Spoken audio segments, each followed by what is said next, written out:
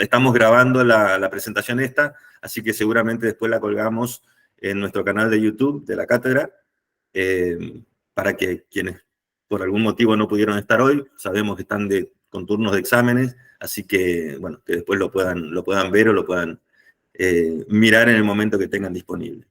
Vamos a dar inicio entonces con la primera charla, la de Manu. Te dejo a disposición Dale. para que empieces a compartir cuando quieras. Dale, primero que nada, gracias al equipo por la invitación, el lugar y el espacio de hablar de esto, digamos. Bueno, como contaba Mario, es una charla que yo la vengo dando en segundo año, está orientada hacia los alumnos de segundo año, y trata más o menos de algo que vemos que los docentes creen que todos deben saber cómo proyectar, y no termina pasando así, sino que nunca nos enseñaron en la carrera a cómo comunicar o cómo vender una idea.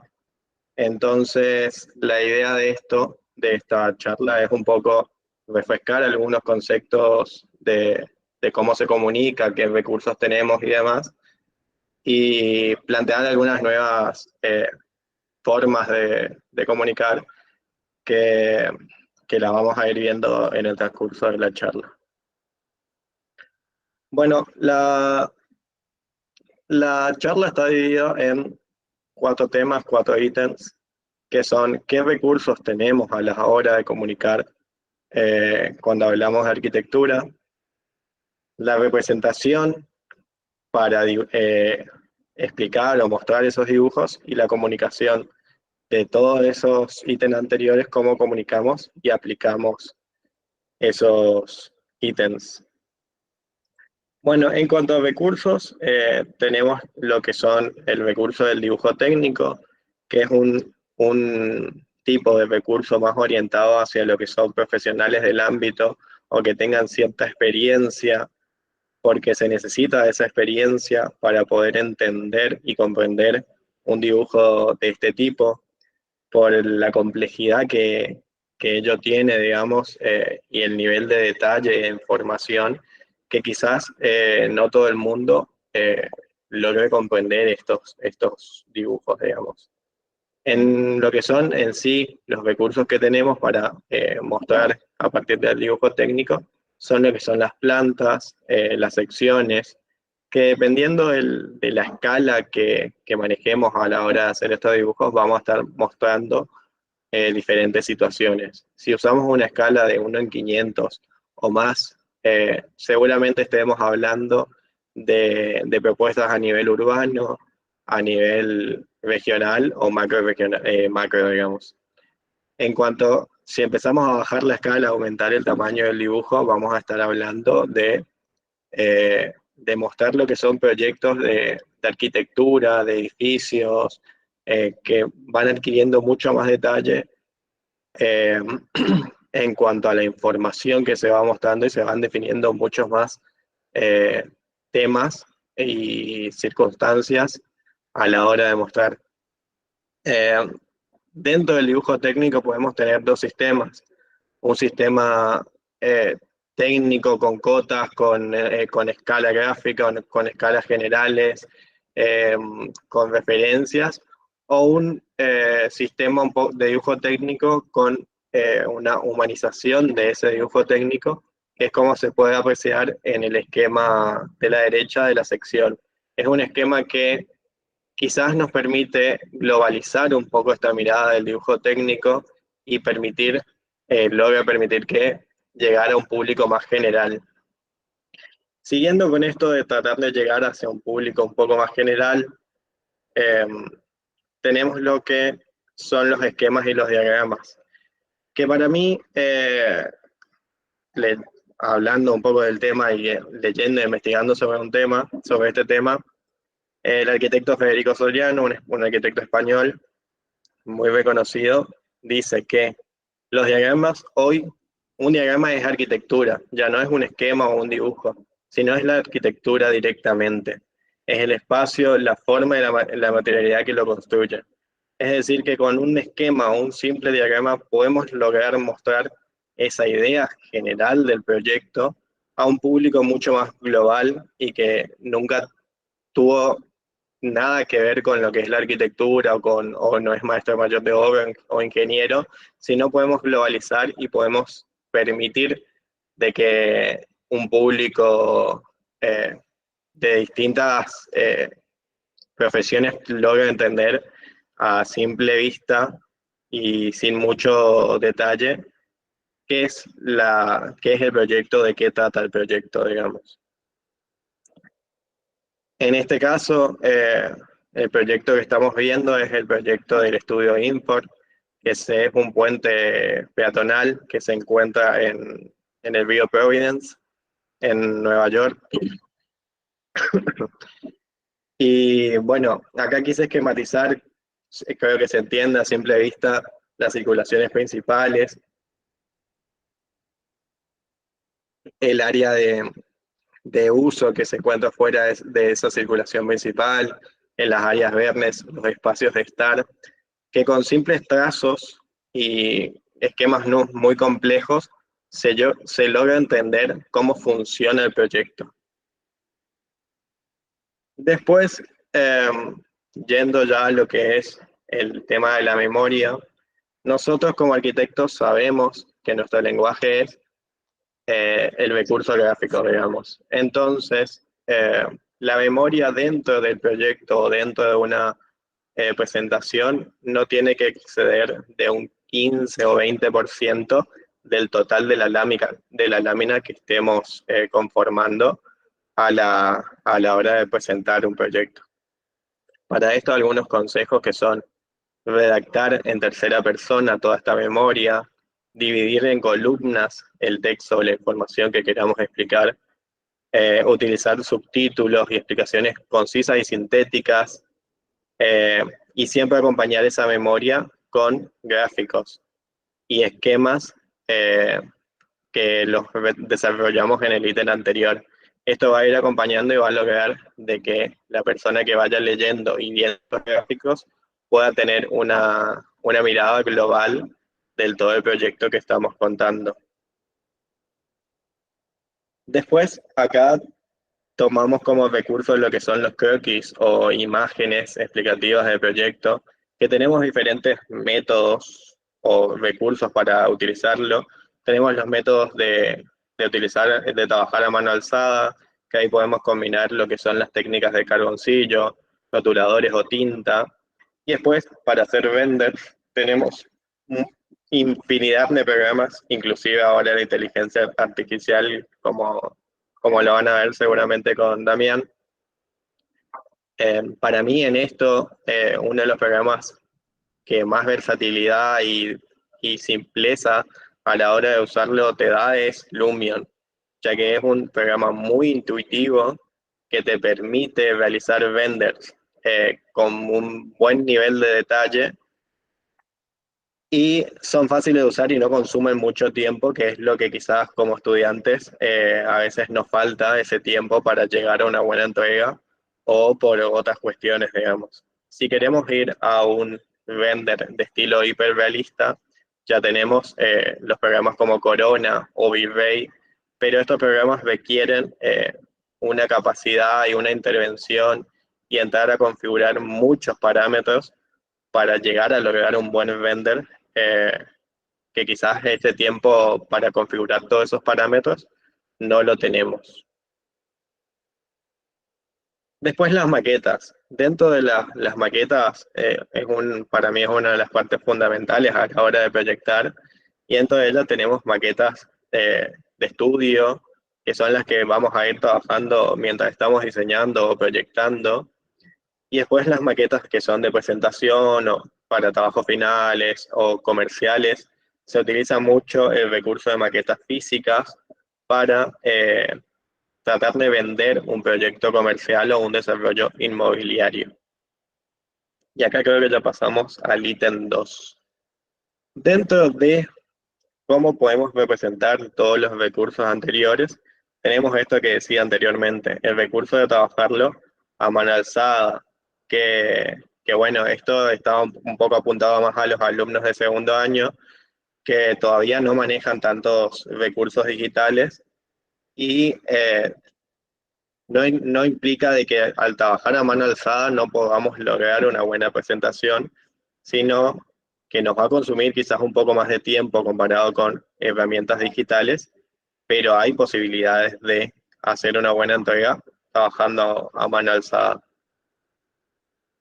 Después tenemos lo que es la representación virtual, que tenemos diferentes programas, seguro acá me falta una infinidad, eh, pero para mí, y leyendo la competencia que se viene en el ámbito profesional, hay que tratar de utilizar programas BIM, que lo que nos permite es lograr fusionar todas las partes de un solo del proyecto en general en un solo archivo. Podemos tener lo que es la arquitectura, las instalaciones, las estructuras,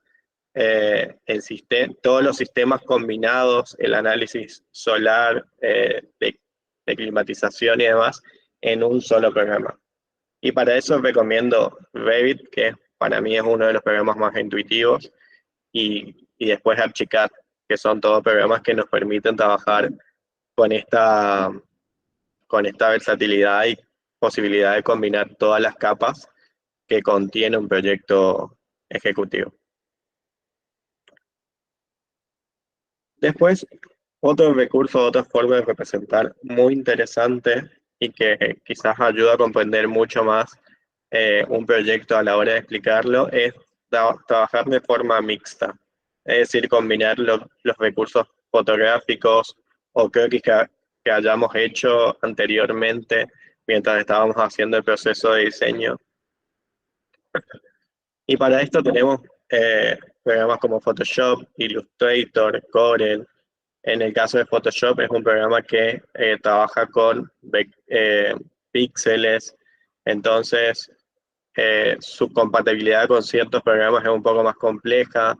Después tenemos programas como Illustrator que nos permiten tener una compatibilidad casi del 100% con programas como AutoCAD o Revit, porque es mucho más fácil la exportación y el uso de esos recursos que vienen de otros programas, digamos. Eso pasa lo mismo con Corel. Son programas que trabajan con líneas en lugar de píxeles. Y acá una pequeña representación de lo que sería un uso mixto de los recursos a partir de un croquis, tratar de intervenirlo para mostrar puntos de interés o lo que yo creo que es importante o se destacan en mi proyecto. Y después las maquetas. Las maquetas también son muy importantes a la hora de comunicar y de vender un proyecto. Como decía, tenemos maquetas de estudio, que quizás son las que están en esta presentación en la parte superior a la derecha, que son maquetas fáciles, no llevan mucho tiempo para conformarlas y armarlas. Y después tenemos maquetas digitales y de presentación, que eso ya son para entregas finales, como decía, o para vender desarrollos.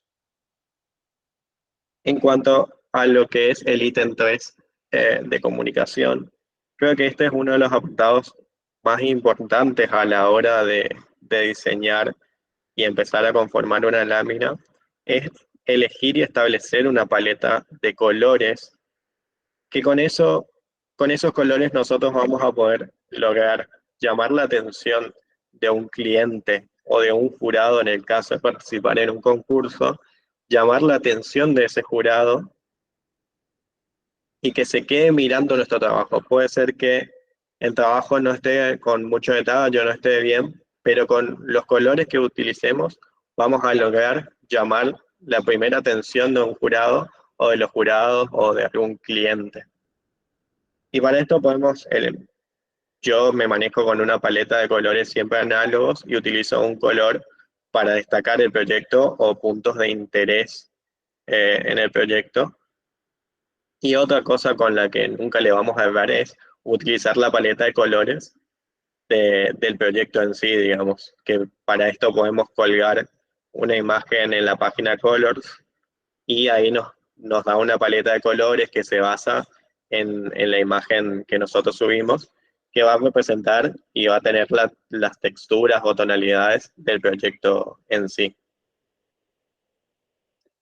Y acá un poco de la explicación de los colores, digamos, si nosotros nos ponemos a ver cuál es quizás el esquema que más nos llama la atención, termine siendo el último, porque los dos anteriores tienen o muchos colores, o están muy saturados, o hay mucha información que quizás a la hora de leerlo o verlo llegue a causar cierto efecto desagradable en la visión del que lo esté visualizando. Después, otro punto importante es lo que son las tipografías. Tratar de elegir tipografías que sean complementarias o que traten de expresar la idea del proyecto. Esto es un poco difícil, digamos, porque requiere mucho tiempo estar buscando tipos de tipografías que se ajusten a lo que yo quiero lograr con el proyecto. Pero hay tipografías que nunca le vamos a errar, digamos, como son las que están a la derecha. Esa combinación de tipografías casi siempre funciona o siempre se ajusta bastante bien a un proyecto. Y en esto hay que tener en cuenta de que siempre es conveniente tratar de trabajar con 2 o 3 tipografías, no más que eso. Una tipografía o 2 para lo que son títulos y subtítulos, y una para el texto general, digamos, del proyecto, y ver qué tipografías se combinan, digamos, a la hora de utilizarlas. Acá nuevamente unos ejemplos. En la primera imagen busqué cometer la mayoría de los errores que podía, que por ejemplo son utilizar una tipografía estilo Comic Sans, donde hay un texto, una pequeña memoria que casi ni se ve porque está encima de una imagen. Eso es otra cuestión a tener en cuenta y tener mucho cuidado, es cuando utilizamos un fondo, una imagen de fondo, tener en cuenta la relación texto-fondo y que no se pierda la información del texto o que sea difícil de interpretar y leer ese texto. Después en la segunda, en el ejemplo del medio, quizás lo que pasa es que los subtítulos o la información que no es importante compite mucho más con lo que yo quiero lograr, es que se sepa quién es el estudio que ejecutó el proyecto, cómo se llama ese estudio, cómo se llama el proyecto y dónde se localiza el proyecto. Después otro de los consejos, que esto se ajusta o no a la hora de comunicar, es de utilizar que los párrafos estén justificados, es decir, que tengan doble alineación en el lateral derecho e izquierdo. Esto se ajusta siempre y cuando lo apliquemos a láminas o paneles que estén estructurados en un formato reticular o no, porque en el caso de utilizar esta información para medios web, siempre es conveniente que el texto esté alineado solamente a la izquierda, porque dependiendo del formato o el recurso que utilicemos para abrir ese archivo, nos va a dificultar mucho la vista o se va a ajustar demasiado el doble justificado. Después entramos a lo que es la estructura de la lámina, que tenemos 2 organizaciones básicas y se puede hacer una combinación de esas organizaciones que son la retícula y la organización orgánica. Básicamente lo que es la organización reticular, en ella dividimos la lámina en cuadrantes, podemos dividirla en 2, en 3, en 4, en las filas y columnas que queramos, siempre y cuando nos quede un espacio que nos permita trabajar cómodamente con los diferentes recursos gráficos que vamos a ir utilizando para completar la lámina. Y normalmente este tipo de estructuras de lámina se utiliza para paneles de síntesis, paneles de entrega o paneles de concurso, que normalmente cuando se participa de concursos, muchas de esas veces están preestablecidas las láminas y tenemos que adaptar toda esa información a las láminas ya establecidas por la organización del concurso. Esta lámina tiene muchos espacios o muchos puntos que conforman la lámina, que son el campo reticular, es decir, aquello que es una celda dentro de esa división. Después tenemos los márgenes, que los márgenes nos ayudan a contener el proyecto que estamos mostrando, a contener todo ese recurso gráfico que está volcado en una sola lámina, nos ayuda a contenerlo. Después tenemos lo que son zonas espaciales, que es la combinación de diferentes campos reticulares, que eso vamos a ir combinando de acuerdo a lo que queremos mostrar, a los elementos que tenemos que ir mostrando, de acuerdo al número de láminas que tenemos. Y después tenemos las calles y columnas, que son los espacios que tienen que quedar sí o sí entre las diferentes informaciones que vamos colocando en la lámina.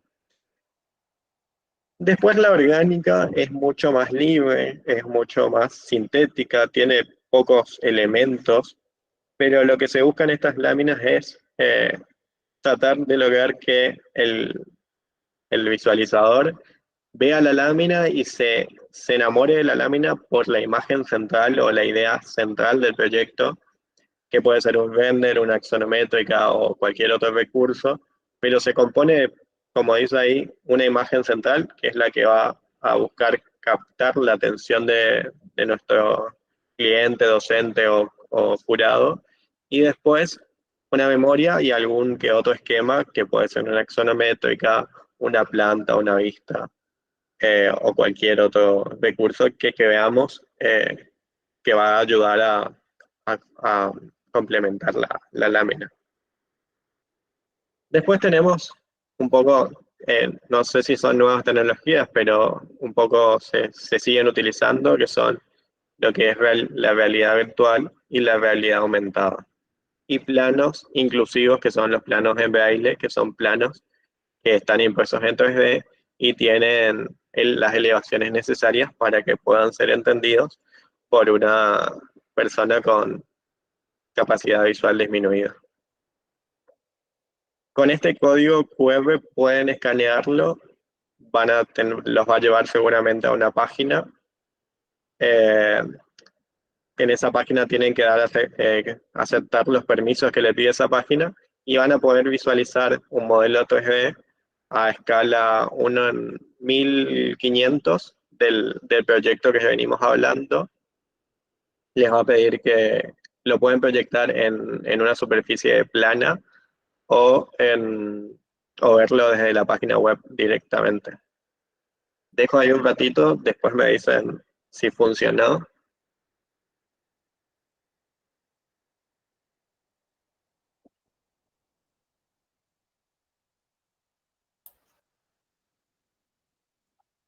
Funcionó. ¿Funcionó? Perfecto, Bueno. Manuel. Sí. Bueno, este es un recurso que me parece muy interesante. Trabajarlo de forma combinada, es decir, tratar de trabajar, por ejemplo, trabajar una maqueta de gran tamaño en una comisión y después que cada uno venga con su recurso de realidad aumentada y lo proyecte desde la cámara del celular, una tablet, a la maqueta física, y entonces se van moviendo y combinando diferentes maquetas.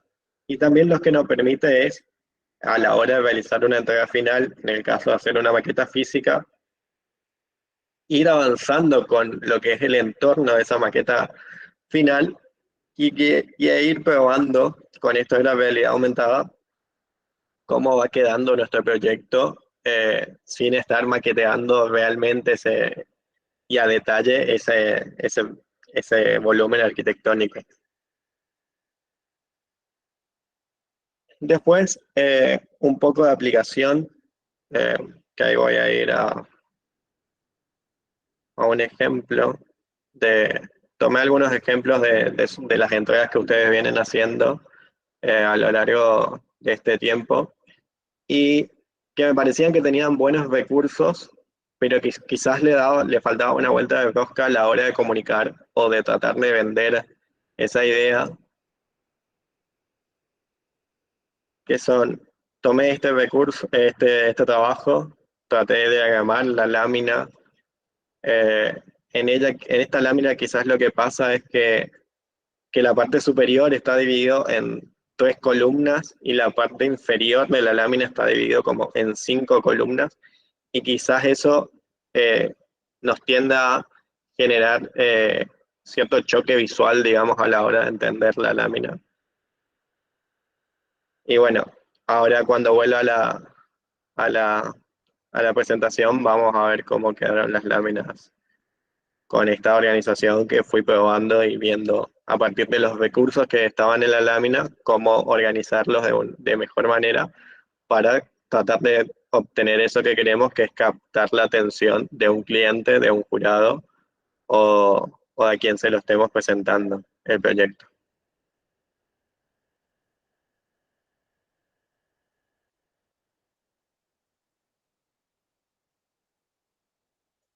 Bueno, ahí volvemos a la presentación. Y bueno, así es más o menos como quedó las láminas reorganizadas, y que quizás llama un poco más la atención el uso de un color que destaca o que sirve para acentuar algunas ideas generales del proyecto. Y después utilizar, como venía diciendo, prefiero utilizar siempre una paleta de colores análogos. Después se ve un poco esto del texto, digamos, de tratar de trabajarlo en columnas o en párrafos un poco más acotados, porque si estamos leyendo todo este texto, lo que nos hace es generar una fatiga visual el ir y venir de un extremo de la lámina al otro extremo, digamos. Eso tiende a que nos confundamos de reglón y no sabemos dónde es que estábamos leyendo y tengamos que volver. En cambio, si tenemos un párrafo mucho más corto, es mucho más fácil y más fluida la lectura. Y después un poco esto continuando con una aplicación que me parece muy interesante, la de poder presentar un proyecto en formato revista o en formato portfolio, que nos ayuda quizás a tener ese portfolio que después lo podemos presentar a un futuro cliente o a alguna empresa que nos contrate, digamos, y nos sirve como antecedente ya, porque lo tenemos todo sistematizado dentro de la entrega final, digamos. Y bueno, eso fue todo. No sé cómo hacemos con el tema de las preguntas. Quizás le doy paso a Damián y le hacemos al final nomás todos, si tienen preguntas. Bien, gracias. Muchas gracias, Emanuel. Por ahí sería conveniente hacer algunas consultas ahora para que no, porque después capaz que en otra charla nos perdemos un poco del detalle de esta. En principio preguntar si están los dueños de los 2 paneles que mostró Manu, si están por ahí. Porque sería interesante ver un poco el planteo este que les hemos hecho al principio de año, justamente evaluar los trabajos a partir de los paneles de presentación, digamos, y cómo en algunos casos nos decían, bueno, que no se entendía la información, que estaba mezclada, que llamaba más la atención por ahí un render que la información que había, etcétera. Bueno, y creo que en estos 2 ejemplos que pone Manu de trabajo que hicimos este año, a principio de año, queda claro cómo ordenar la información ayuda a entender mucho más rápido quizás la propuesta o la idea, simplemente con tener bien diagramada y diseñada las láminas, digamos. No es que él agregó información o quitó, digamos, simplemente la reordenó en el mismo plano. Así un poco esta es la idea de esta primer charla con él. Si tienen algunas consultas o preguntas, aprovechemos ahora antes de pasar después a la de Damián, porque ya es más específica sobre otros aspectos, digamos.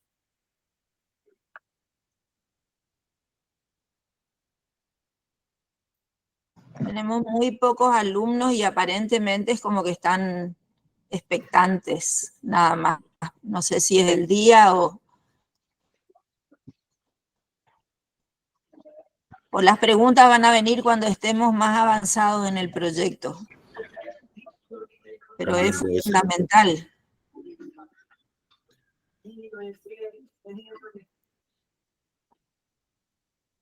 Bien, no hay consultas entonces. No queremos ver errores en la próxima presentación, ya les avisamos. Es ahora o nunca. Miren que después lo vamos a traer a Manu para que corrija todas las láminas de presentación directamente. Que nos ayude con eso. Yo por ahí una acotación, Mario. Sí, Emi. No, muy interesante lo de Emma. Y ahí se puede ver cómo por ahí estos recursos de representación aparecen por ahí en diferentes formatos, como la fotografía, el arte, las películas, como el peso visual y estos elementos de estructurar la imagen aparecen en cada arte visual, sería. Y por ahí otro recurso es la narrativa, que tiene como uno va expresando el desarrollo del proyecto, como que un inicio, un nudo y un desenlace para explicar el recorrido y cómo va explayándose para expresar la idea. Sí, es como un poco lo que decía la narrativa, que decía un poco, que decía él, digamos, la narrativa de contar el proceso prácticamente en la imagen y en la presentación. Y después son los conceptos básicos que, como vos decías, aparecen de equilibrio visual, tanto para los que sacan fotos o los que pintan o cualquier artista, digamos, sabemos qué lado equilibra más, a dónde va el ojo primero, a dónde va después, cómo se maneja de izquierda a derecha, de derecha a izquierda, depende el tipo de efecto que uno quiera lograr, dónde se ubican las imágenes clave, en fin. Me parece que esos conceptos van muy vinculados a esto que está explicando Emanuel de cómo diagramar las láminas, digamos, y depende también mucho de, como él decía, de lo que significa, por un lado, una lámina síntesis, donde uno tiene muy poco espacio para contar mucho, o las láminas que van contando el proceso, digamos, que esa es la diferencia que seguramente vamos a ver en los trabajos finales de carrera, que nosotros pedimos un portfolio, es decir, donde aparece todo el proceso de los trabajos durante el año, pero en general después vamos pidiendo láminas síntesis, que justamente son para exponer, o son las que se imprimen, y que de alguna forma, como su nombre lo indica, sintetizan en muy poco toda la narrativa, toda la idea de la propuesta, y debe entenderse claramente. Y como también decía él, no solo la debe entender alguien que tiene un manejo de un lenguaje técnico, como los arquitectos, el ingeniero, maestro mayor de obra, lo que fuera, sino también cualquier persona que no tenga estos conocimientos debe poder entender, y para eso es que se articula, digamos, lo textual, lo gráfico, la fotografía, los renders, los esquemas, etcétera, digamos. Es decir, con una serie con todo esto que él básicamente explicaba, ¿no? Así que me parece absolutamente interesante. Sí, Alexis. Bueno, antes que nada, o sea, está muy bueno, como lo dijo también Emiliano, esto es algo que en la universidad está muy bueno explicarlo, porque llegamos a este punto y por ahí no se lo comenta, ¿no? Pero también tiene mucho de marketing. Como explicaba él, es para vender un proyecto. Y vender un proyecto a alguien que a lo mejor no sabe estructura o no sabe... ¿Y cómo se lo vendés? Están muy buenas estas herramientas que yo la mitad quizá conocía y otra, bueno, me enteré gracias a él ahora, y está muy bueno. Así que nada, no tengo ninguna consulta, pero muy agradecido por toda su presentación. Hay que decir que, bueno, Manu está también nos acompaña en la cátedra de primer año, en Arquitectura 1, en taller de primer año de la C, y también está en Arquitectura 2 de la C, así que los días de clase lo tenemos ahí cerca como para, ya lo comprometo, para las consultas que quieran hacerle, digamos, lo tenemos ahí cerquita. Sí, son bienvenidas, digamos. Lo trabajé con los alumnos de segundo, en segundo estamos aplicando esto de que sus presentaciones sean en formato revista, para que les quede a ellos, nos queda a nosotros esa información un poco más sistematizada, de que se animen y que cualquier consulta hagan sin ningún problema, digamos. Bien, en todo caso, para no, les dejamos un tiempito para hacer consultas después, en todo caso, de la exposición y pasamos con Damián, así nos metemos ya en el tema específico de él y luego hacemos un cierre con reflexiones generales. Damián. Sí. ¿Se escucha bien? Perfecto. Bueno, ahí comparto.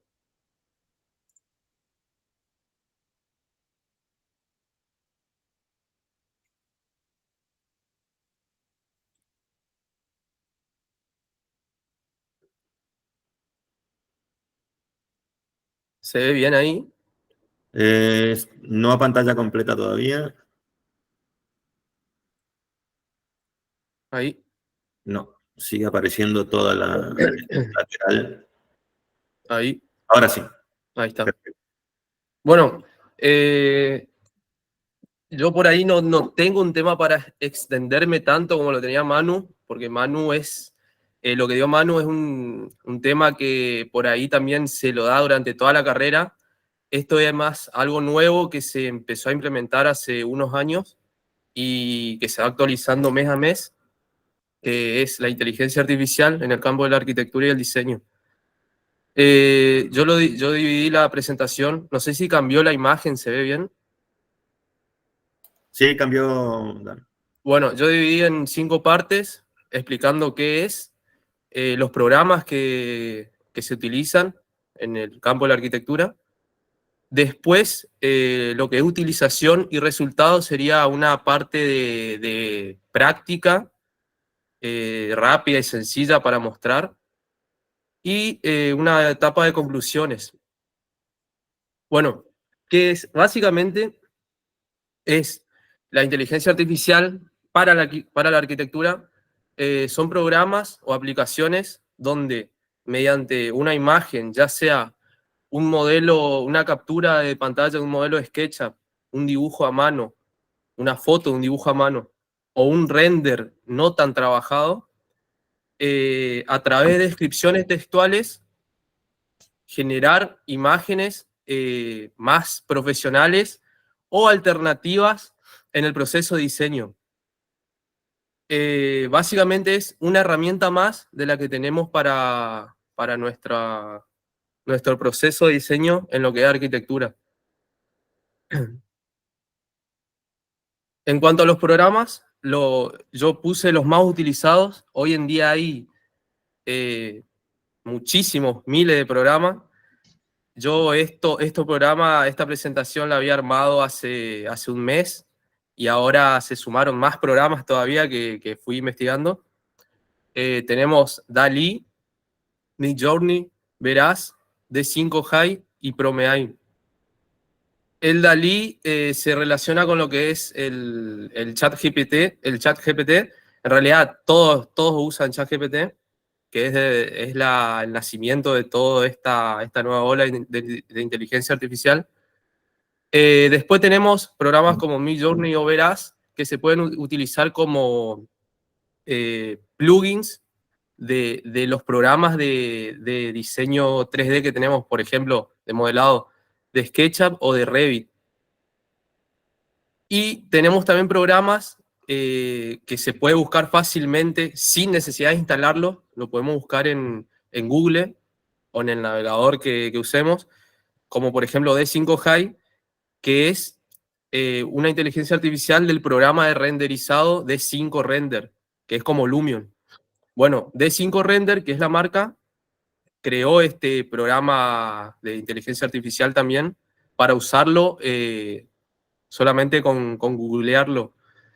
Y ProMeai también lo buscamos en internet y lo usamos sin necesidad de instalarlo. Después tenemos los anteriores que yo mostré, son programas más que nada para imágenes, para alternativa a imágenes, o renderizado, o de un dibujo pasarlo a una imagen fotorrealista.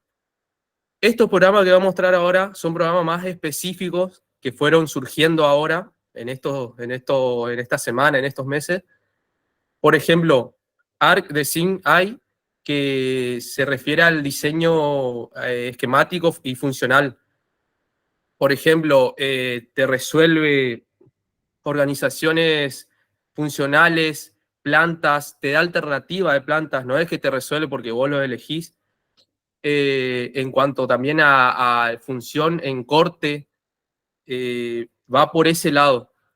Después tenemos el Sidewalk Labs, que es para la planificación urbana, que te da más que nada, o sea, vos cargas tu modelo 3D en donde está implantado, en una ciudad, en el campo, donde sea, y te tira datos de patrones de tráfico, calidad del aire, niveles de ruido. Entonces vos, en base a esos datos, terminás de diseñar tu edificio o casa.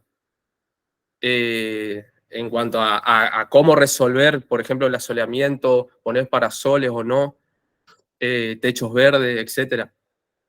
Después, un programa de Autodesk, que es Autodesk Forma, que también tiene relación con el anterior, que se trabaja en lo que es el diseño sostenible.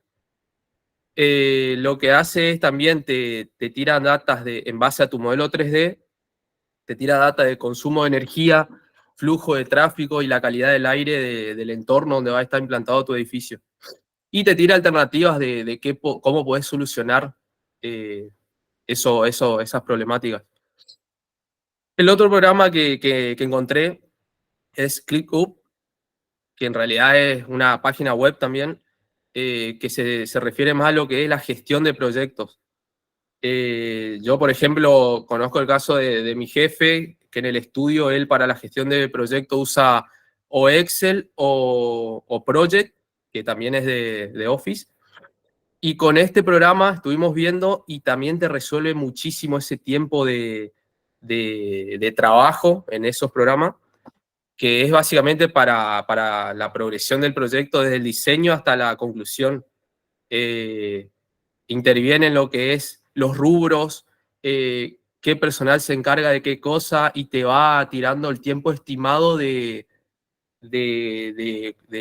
trabajo de esa etapa. Bueno, estas son algunas capturas que saqué de cuando estuve viendo esos programas.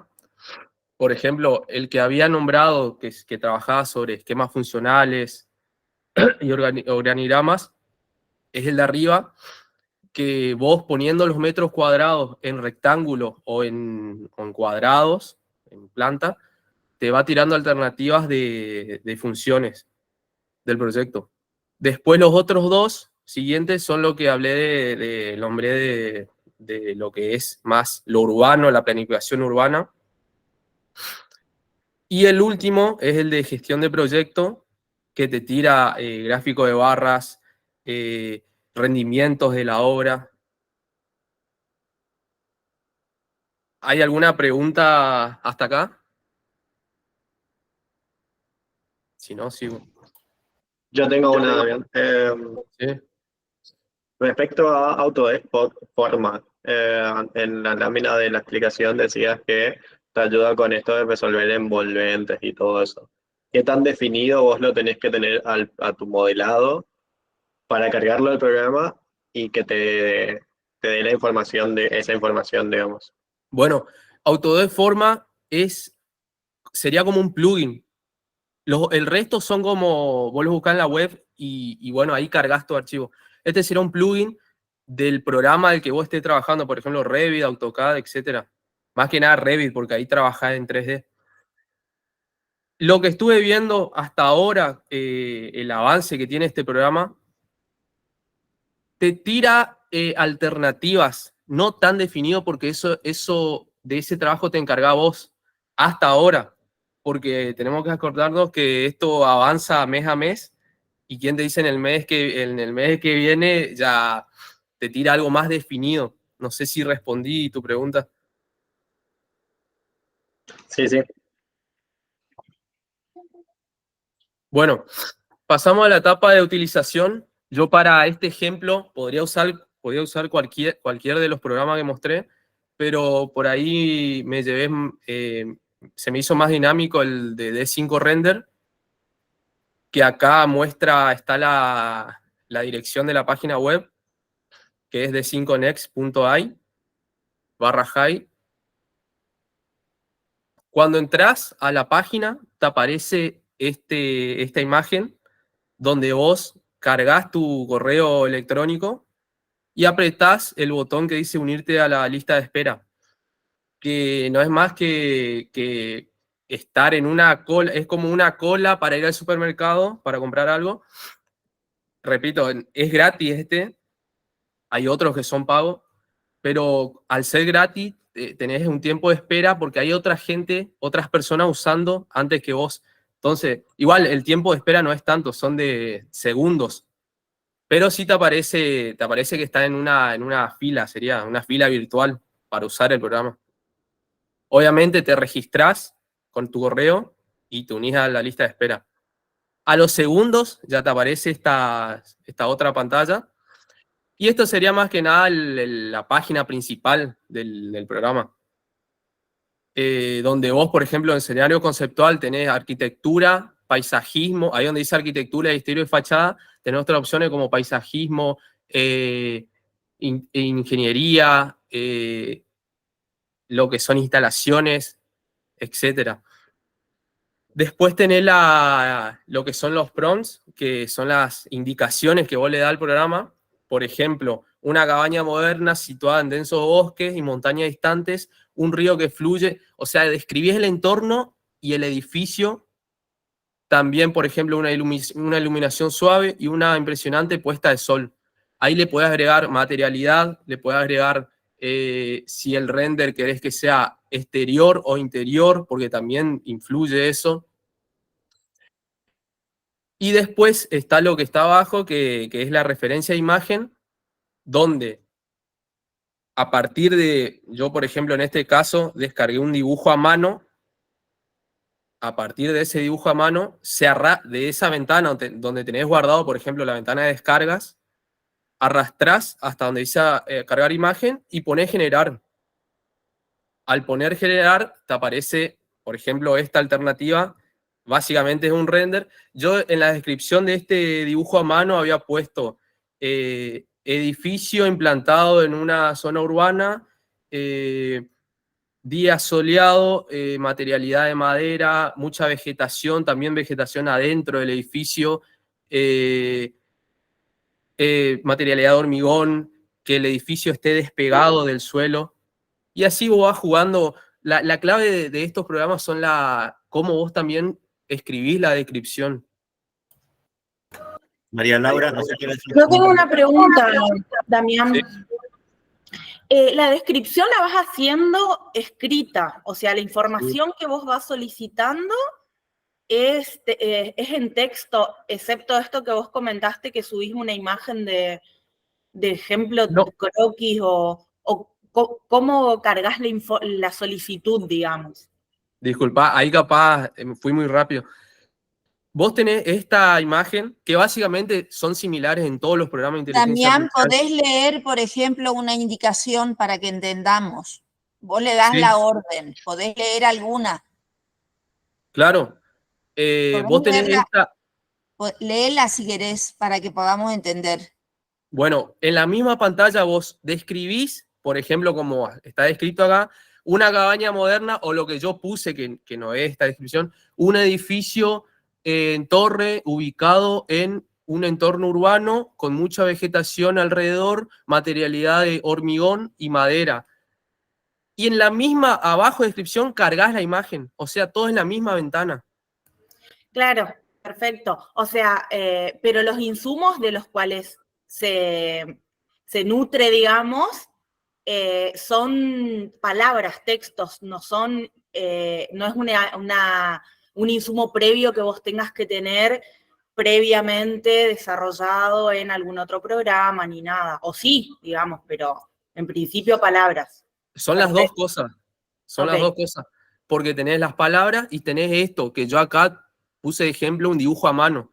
Podría poner una captura de un modelo 3D de SketchUp o de Revit. Excelente. O un render de Lumion no tan trabajado, que esta inteligencia artificial te lo va a mejorar. Bien. O sea, son las dos cosas. O la foto de la maqueta física, como en el caso O la de foto de la nosotros. maqueta física, eso también trabajamos el año pasado en el trabajo final de carrera con eso. Aquí Bien. es clave, como bien decía recién Damián, los prompts, es decir, con la descripción. Uno tiene que ser muy preciso en lo que pide, evitar, digamos, armar todo el verso, sino ser muy preciso en la descripción de lo que se pide, al igual que en ChatGPT, digamos. Claro. Si uno no pregunta bien, la respuesta puede ser errónea, digamos. Entonces hay que saber preguntar. En este caso hay que saber describir. Bueno, hay que tener la mayor precisión, digamos. Eso me parece que es clave. En relación a lo que dice Mario, yo probé, por ejemplo, una frase corta: edificio en torre, vegetación, comercial. Eso lo puse en ChatGPT y me lo detalló más, o sea, me lo hizo más detallado. Por ahí, si no tenés tanta gana de escribir, gracias a ChatGPT podés copiar y pegar acá. Perfecto. Bueno, de esta imagen generé varias alternativas más, que son estas. Por ahí la primera no tiene nada que ver con lo que yo quería, las otras sí o no, pero es el trabajo que hacen estos programas. Están buenos para, por ejemplo, en el estudio los usamos cuando el cliente pide imágenes rápidas de cómo quiere que se vea la refacción o la obra en sí. Y mediante un modelo 3D levantado así de una planta rápido, en bloques blancos, sin trabajo, lo cargamos a la inteligencia artificial y nos tira alternativa y lo mandamos al cliente y él va eligiendo qué materialidad, qué tipo de entorno quiere. No sé si se entiende. Perfecto, sí. Sí, Bueno, sí. y bueno, y en la facultad, por ejemplo, también lo utilizamos. Nosotros lo empezamos a utilizar el año pasado en el trabajo final, más que nada para ver, para analizar qué materialidad le queda bien al edificio, qué tipo de tratamiento paisajístico por ahí quedaría bien, pero después la decisión es nuestra y igual lo mismo tenemos que trabajar sobre eso en los programas. O sea, no es que esto te resuelve todo por ahora. Bueno, y esto sería la parte de conclusiones, que básicamente hay dos debates en lo que es arquitectura, que es si debemos temerle a la inteligencia artificial. Hay arquitectos que dicen que ya nuestro trabajo está terminado, en unos años ya nos quedamos sin trabajo. Hay otros que no, que apuestan al futuro y que dicen que podemos utilizar esta herramienta a nuestro favor, que es, por ejemplo, lo que mi jefe decidió hacerlo. Utilizar esto para no trabajar y perder tiempo cuando el cliente te pide algo rápido y después te dice, no, deja nomás, yo no quiero. Y en base a estos programas vos vas tirando ideas rápidas y sin gastar tanto tiempo en cosas por ahí que no son tan necesarias. Obviamente también enriquece el repertorio de alternativas tanto para un alumno como para un profesional recibido. Y bueno, eso sería todo. No sé si hay preguntas. Bien, gracias, Damián. La verdad que es súper interesante.